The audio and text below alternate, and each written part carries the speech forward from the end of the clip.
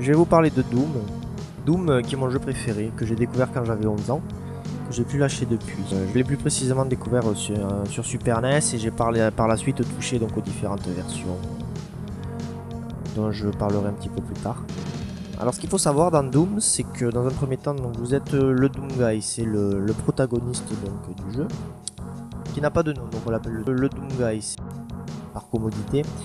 Ce qu'il faut savoir également sur le Doom Guy, c'est que donc au début de l'histoire du jeu, il est transféré sur Mars. Alors transféré sur Mars, pourquoi? En guise de punition. Donc pour des motifs que nous avons mis en image au travers d'une séquence qui reproduit quasiment à l'identique ce qui s'est réellement passé. L'histoire commence sur Terre, dans une époque inconnue.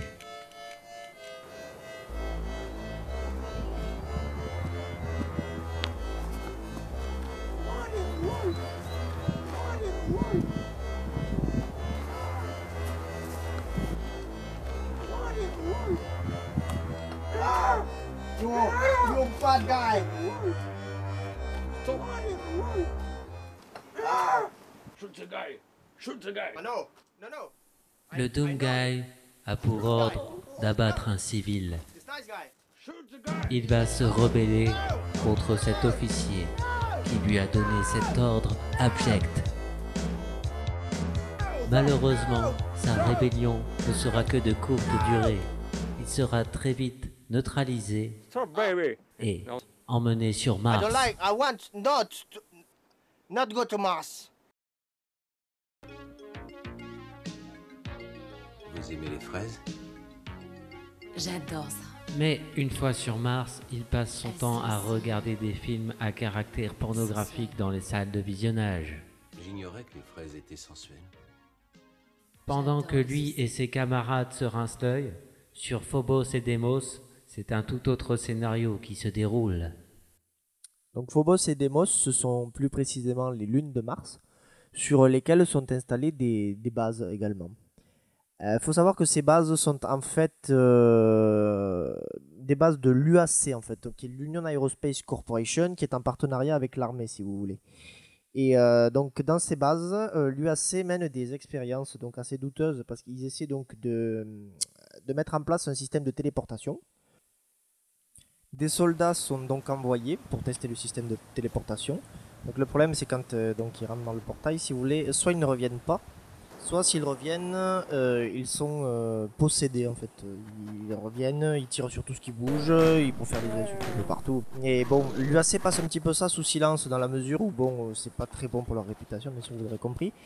Et le problème, c'est que bon, ils disent qu'ils ont le contrôle de la situation, en quelque sorte, même s'il y a des morts, même si on perd des soldats, ils ont le contrôle. Le problème, c'est qu'un jour, c'est l'enfer en fait, si vous voulez, qui vient à Phobos, c'est-à-dire qui profite de la brèche en fait pour s'infiltrer et faire déferler des hordes de démons dans les bases américaines. Alors j'ai tout d'abord fait l'acquisition du jeu sur Super NES. Cette version garde d'ailleurs, avec celle sur Jaguar, une valeur tout à fait particulière à mes yeux. Dans un second temps, j'ai obtenu la version PlayStation, à laquelle j'ai pas tellement accroché, du fait des nouveaux sons en fait, le bruit des armes à feu, de l'ouverture des portes, les cris des ennemis, les musiques, tout a été changé en fait et j'ai pas adhéré franchement. 5 ans plus tard, je l'achète sur Saturn. Bon, c'est une nouvelle erreur en fait, et pas des moindres en l'occurrence, parce qu'il s'agit en fait de la pire version du jeu. J'en savais rien au moment de l'achat. Le framerate est vraiment à la ramasse, quoi. C'est le jeu est hyper lent, c'est chiant, quoi. En plus, l'OST, je la déteste car elle est tout simplement identique à la version Play, donc des musiques d'ambiance auxquelles j'accroche pas du tout. Donc je revends la version Saturn et vraiment déçu donc de ne pas être parvenu à renouer avec Doom. C'était l'objectif, quoi. Donc je perds pas espoir quand même, donc je me mets en tête de chercher à droite à gauche d'autres adaptations du jeu. Et donc je fais la connaissance d'une console assez obscure que pas mal connaîtront je pense si ils sont un minimum calés en rétro gaming, c'est l'Atari Jaguar.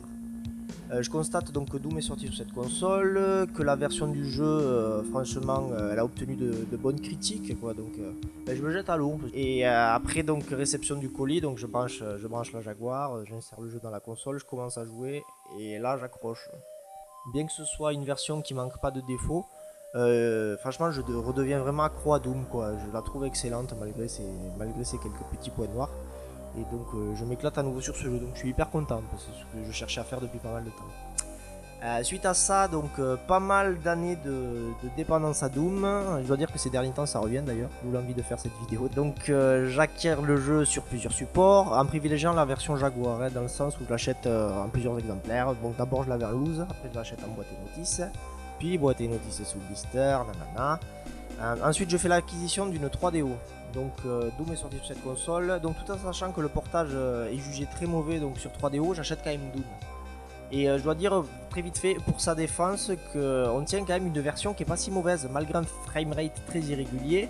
Elle bénéficie de ce qu'on appelle le circle strafing, qui consiste en fait, si vous voulez, grosso modo, à pouvoir tourner autour des ennemis, du fait de pouvoir faire des pas chassés tout en tournant.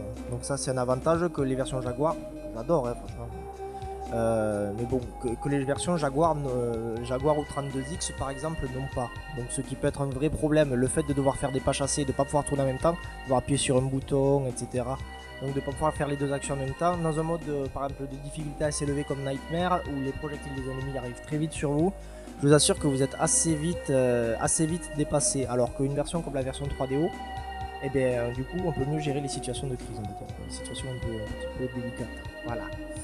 Je parlais tout à l'heure de la version 32X, bon je vais faire une petite parenthèse, sachant que c'est pas forcément une version que j'apprécie, dans le sens où le jeu n'est pas complet, il n'y a que 2 épisodes sur 3.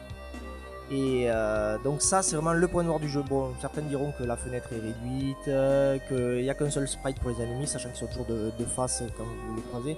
Bon ça moi c'est pas vraiment quelque chose qui me gêne, c'est plus le fait que le jeu soit pas complet. Bon, la version Game Boy Advance, j'ai envie de dire un mot dessus, dans le sens où c'est vraiment un portage très fidèle à la version Jaguar. Donc la version Jaguar qui est ma version préférée, parce que donc, le contenu est le même et elle bénéficie par rapport à la mouture Jaguar, elle aussi du circle strafing, donc ça c'est super.